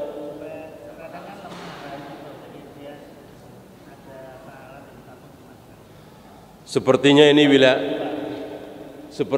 wilayah fatwa ya. Saya kira ini wilayah fatwa. Tentu nggak mungkin saya berfatwa. Tanyakan kepada Syekh. Tanyakan kepada mungkin Ustaz Hakim, Ustaz Yazid ya. Saya tidak tahu. Saya memiliki seorang anak laki-laki yang belum bersekolah. Saya pernah mendengar seorang ahli psikologi berkata anak laki-laki harus dekat dengan ayahnya. Qadarullah, suami saya walaupun soleh di masa lalunya pernah punya kecenderungan gay. Apa yang harus kami lakukan? Ini tidak boleh putus asa ya. Tidak boleh putus asa. Artinya orang yang pernah berbuat maksiat bukan berarti bahwa dia akan terus maksiat, tidak. Apalagi sudah ngaji, apalagi belajar ya, maka tidak boleh putus asa. Nah, ketika sudah bertaubat ya tentu tidak boleh dicurigai. Ya, tidak boleh dicurigai.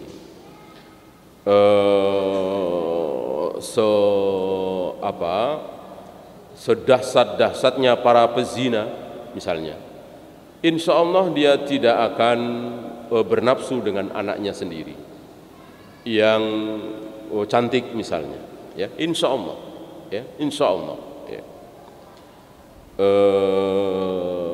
Allah memberikan fitrah, ya, Allah memberikan fitrah. Bagaimana sebaiknya mengakekah anak yang sudah lewat dari hari yang ditentukan, mengingat pada waktu itu belum ada dana? Seperti yang kita bahas tadi ya, ibadah yang sudah keluar dari waktunya maka tidak sah kalau kita lakukan. Ini yang pertama. Yang kedua, apakah akikah itu wajib? Jawabnya tidak wajib. hadis tergadai marhun itu tidak menjadikan Rasul dan para sahabat menyimpulkan itu wajib. Mana dalil? Rasul sengaja tidak mengakikahi siapa? Beliau punya anak laki-laki yang akhirnya meninggal umur sekian bulan, sengaja beliau tidak mengakikahi. Siapa? Ibrahim. Tidak ada riwayat sahih ya. Tidak ada riwayat sahih yang menyatakan Nabi mengakikahi Ibrahim. Yang ada Hasan Husain. Ada riwayat sahih. Kalau akikah itu wajib, mustahil ditinggalkan oleh Nabi sallallahu alaihi wasallam. Ya, karena tidak wajib, ya sudah. Ya, karena tidak wajib, sudah. Tidak usah takalluf. Dulu waktu anak pertama saya lahir, suami saya di PHK, jadi belum ada rezeki. Sekarang sudah 5 tahun, bagaimana? Sama saya kira dengan tadi ya. Tidak usah, ya. Tidak wajib, tidak usah. Untuk yang lain, kurban, sedekah, banyak. Kebaikan di dalam Islam ini banyak sekali. Nggak bisa pakai ini, nggak bisa lewat ini, lewat ini. Nggak punya harta dengan ilmu, nggak punya ilmu dengan ibadah, dengan akhlak, dengan doa, banyak. Maka tidak boleh kita berputus asa untuk jadi orang baik. Saya uang nggak punya, ilmu nggak punya, gimana saya bisa baik? Nah, kalau orang kafir mungkin, ya. Orang Islam tidak akan mengatakan seperti itu.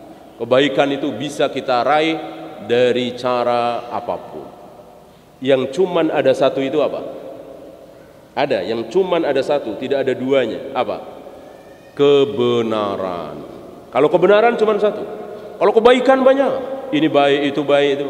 Kebenaran cuman satu, yaitu yang dicontohkan oleh Rasul dan para sahabat. Di luar itu tidak benar.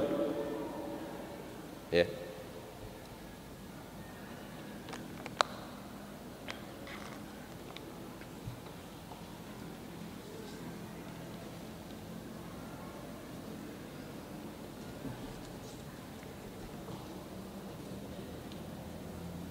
Bagaimana hukum anak adopsi karena masih usia sekolah, namanya diberi bin orang tua angkatnya, apakah itu boleh? Jangan ya, jangan. Kecuali darurat untuk bisa diterima di sekolah dan seterusnya, itu sekedar tulisan, kan disimpan, akte dan segala macam disimpan. Tetangga kita, saudara-saudara kita, teman-teman kita harus tahu bahwa itu bukan anak kita, itu anak si fulan dan fulana, dan harus dinasabkan ke fulan itu, tidak boleh dinasabkan ke kita. Alangkah baiknya jangan memanggil, jangan diajari manggil ayah, ibu, papa, mama, abi, umi, jangan. Mungkin tante atau om atau bibi, ya, atau paman, agar terlatih dari kecil. Kasihan dong. Justru sebaliknya, kasihan kalau dia sudah 25 tahun misalnya baru tahu, kasihan sekali, kaget sekali, menderita sekali. Mendingan dari kecil, paman ya, sama bibi ya. Ini bibi kamu, paman kamu, ya. Bukan ayah kamu, gitu. Oh bukan ya, sedih, ntar main lagi, ketawa lagi, namanya anak-anak, ya kan? Kalau umur 25 tahun, 30 tahun baru dikasih tahu, kasihan, kaget. Dan biasanya apa? Biasanya marah biasanya. Orang dibohongi bertahun-tahun kan nggak enak, marah. Biasanya marah, lalu bikin ulah ini itu banyak terjadi. Maka ajari dari kecil memanggil paman, bibi, jangan ayah, ibu, ya, agar terbiasa. Jika seorang laki-laki menikah pernikahan pertama dengan seorang wanita menghasilkan anak zina, lalu menikah dengan wanita kedua menghasilkan anak yang bukan zina, bolehkah jika istri kedua tidak memperkenalkan anaknya tersebut dengan anak zina tersebut? Tentang memperkenalkan sih enggak, nggak jadi hukum ya, cuman sekedar memperkenalkan.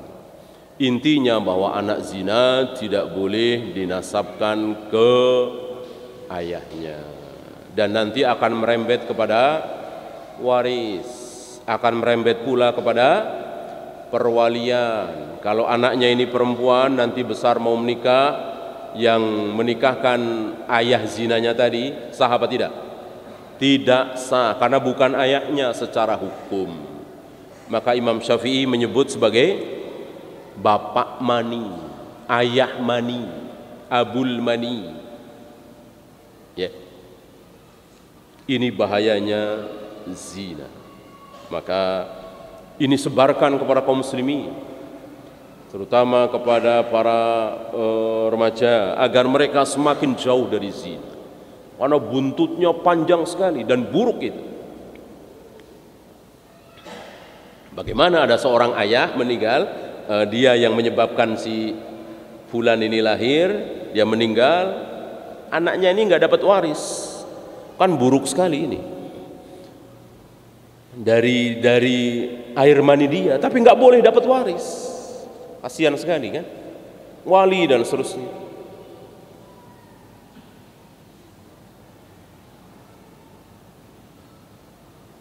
Bagi anak zina, bagaimana akikahnya? Nggak ada hubungan, nggak ada hubungannya. Ya. Yang berdosa kan ayah ibunya, anaknya tidak berdosa. Maka diakikahi, dicukur rambutnya, diberi nama dengan nama yang bagus, nama para nabi, para rasul, para sahabat, ya. Dan nanti besar jadi ulama, mungkin nggak? Anak zina nanti besar jadi ulama, mungkin apa mustahil? Mungkin, tidak mustahil. Yang salahkan ayah ibunya pun bisa bertaubat. Ayah ibunya yang berzina ini mungkin nanti masuk surga, tidak masuk neraka, mungkin. Semuanya mungkin.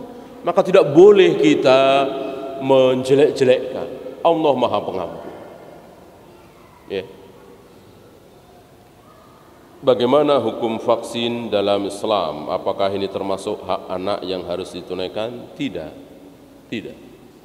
Kalau mengikuti kaidah dalam Islam tidak boleh membikin anak itu mudarat. Sekarang begini, anak-anak yang lahir normal, Allah lahirkan secara normal, kira-kira sempurna apa tidak? Ciptaan Allah dari anak-anak ini kira-kira sudah sempurna apa belum? Jawabnya sudah. Sudah. Apakah di dalam tubuh anak ini ada zat yang bisa menangkal penyakit? Ada. Allah ciptakan. Dan saya kira semua dokter tahu bahwa di tubuh kita ini kan ada antibodi masing-masing, ya kan? Apakah itu enggak cukup? Cukup. Kalau diberi lagi biar lebih kuat. Mungkin kuat di situ tapi lemah di sini. Gitu. Kan Allah Maha tahu. Allah Maha tahu, kecuali ngobatin. Ini anak nggak normal. Lihat, ada dingin dikit dia sakit, ada panas dikit dia sakit, nggak normal, butuh obat. Nah, silahkan. Ini anak normal, lahir normal, nggak ada kelainan. Kok dimasukin racun, dimasukin penyakit? Secara kaidah nggak masuk, kaidah syar'i nggak masuk, dan kaidah kedokteran kan tidak. Ya, lihat di dunia ini, imunisasi itu apa ada di Amerika, di Jepang, Inggris, Perancis? Ya, katanya nggak ada itu. Kenapa di negeri-negeri Muslim? Nah, ini tambah curiga gitu kan? Nah, secara kaidah syar'i, kalau nggak usah lihat sono, lihat sini, kaidah syar'i sajalah, mestinya nggak mau. Karena apa? Karena anak itu, manusia itu dilahirkan oleh Allah sempurna. Ya, kecuali jelas cacatnya, dan itu kan 1-2. Enggak kan semuanya diimunisasi.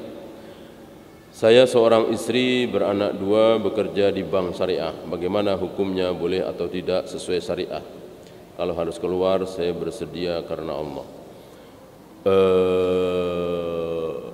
Saya kira bukan 1-2 orang yang mengatakan bahwa bank syariah sekarang ini bedanya dengan bank konvensional, bedanya adalah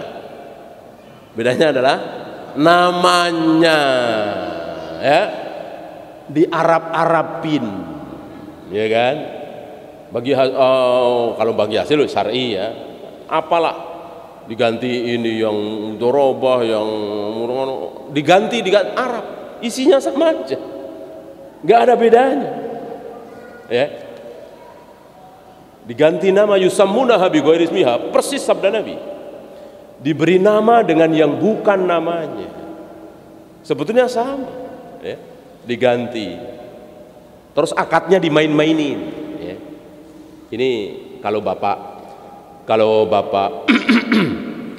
pinjem 100 juta nanti kembali 110 juta, nah itu bank konvensional, itu riba, itu haram, itu bunga, ya. Kami nggak pakai bunga, kami nggak pakai riba, ya. Sebetulnya bapak pinjam 100 juta buat apa sih? Nah, oh saya mau beli mobil, beli angkot misalnya. Saya nggak punya uang 100 juta. Kalau saya nyicil 5 juta, 5 juta, 5 juta, 5 juta selama sekian bulan, saya sanggup. Gitu. Maka saya pinjem 100 juta, saya kembalikan 110 juta, 5 juta, 5 juta, 5 juta selama sekian bulan saya sanggup. Kata Bank Syariah ini, nggak boleh, itu riba. Biar nggak riba begini, bapak mau beli angkot kan, angkotnya yang mana, mobilnya yang mana, itu tuh. Nah, mobil kami beli dulu pak ya. Nah, mobil itu kan harganya 1 juta di dealer bekas misalnya ya. Saya beli dulu, kami beli dulu 100 juta. Nanti kalau kami sudah memiliki mobil itu, kami jual ke bapak. Berapa? 110 juta. Bapak bayarnya nyicil ke kami 5 juta, 5 juta, 5 juta selama sekian bulan. Sama apa beda? Beda apa sama? Apa bedanya? Apa bedanya? Lu beda lah. Apa bedanya? Sama. Kalau bahasa mudahnya, bahasa pasarannya, pinjem 100 juta, balikin 110 juta buat beli mobil. Diputer-puter itu. Biar jadi halal, diputer-puter. Ini kelakuan siapa? Perbuatan siapa? Apa istilahnya? Putar-putar begini. Hilah. Hilah itu perbuatan siapa? Hilah itu yang pertama kali mencontohkan hilah itu siapa? Yahudi. Oleh Nabi Musa dilarang cari ikan di hari Sabtu. Mereka nggak cari ikan, mancing enggak, nyerok enggak, nanggok enggak ya, tapi naruh jala di situ, perangkap. Gitu. Udah itu pergi itu seharian hari Sabtu nggak ke situ ya. Tapi ikan masuk ke perangkap, itu Yahudi itu. Ya, saya nggak cari ikan, saya cuma naruh doang situ. Itu Yahudi. Lihai untuk mensiasati hukum Allah. Ini persis sabda Nabi bahwa umatku nanti sejengkal demi sejengkal, sehasta demi sehasta akan mengikuti Yahudi.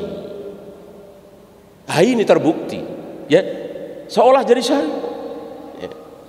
Kalau antum masih melihat bahwa ini enggak sama, itu beda, bolehlah antum pakai dalil yang lain. Apa? Nabi melarang Bilal menjual sesuatu yang apa? Yang belum dimiliki. Bilal dilarang, la tabi' ma laisa indak. Bilal, jangan engkau menjual sesuatu yang belum engkau miliki. Kan Bilal ada orang butuh ini, butuh itu, mana saya carikan, dijual gitu. Padahal barang masih di pasar, dilarang oleh Nabi. Ini sama, itu mobil punya siapa? Punya dealer kan, bukan punya bank. Bukan punya bank. Kenapa sudah akad? Kan tadi akad. Nanti saya beli ya Pak ya. Kalau sudah saya beli, Bapak beli ke saya ya. Apa kalau bukan akad itu? Oh ya, tanda tangan. Apa kalau bukan akad? Padahal mobil masih di dealer. Kalau mau halal, iya beli dulu itu mobil 100 juta oleh bank. Sudah beli, sudah milik bank. Kata bank, alhamdulillah Pak, mobil sudah di tangan kami.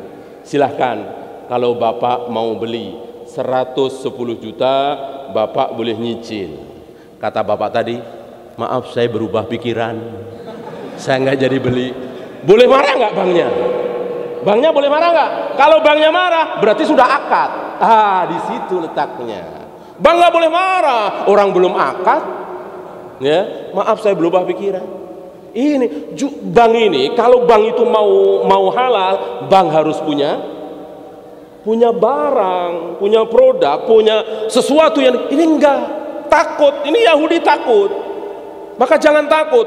Bank punya dealer, bank punya perumahan, bank punya ini dijual ke masyarakat, tentu halal. Nah, ini sayangnya bank-bank ini penakut. Enggak berani punya barang, beraninya mainin uang. Bagaimana 1 miliar bisa 1,5, bagaimana 2 miliar jadi 3 miliar tanpa jual beli. Ini maka nasihat saya, keluar karena Allah. Apa jaminan dari Nabi? Man taraka syai'an lillah awadahullahu lahu khairan minhu. Barang siapa yang meninggalkan sesuatu karena Allah, maka Allah akan ganti yang jauh lebih baik, insya Allah. Ya, mohon maaf saya mungkin tidak bisa sampai zuhur karena masih ada jadwal lain. Mudah-mudahan bermanfaat. Yang benar dari Allah, yang salah dari saya. Kita tutup. Subhanakallahumma bihamdika asyhadu an la ilaha illa anta astaghfiruka wa atubu ilaik. Assalamualaikum warahmatullahi wabarakatuh. Salam.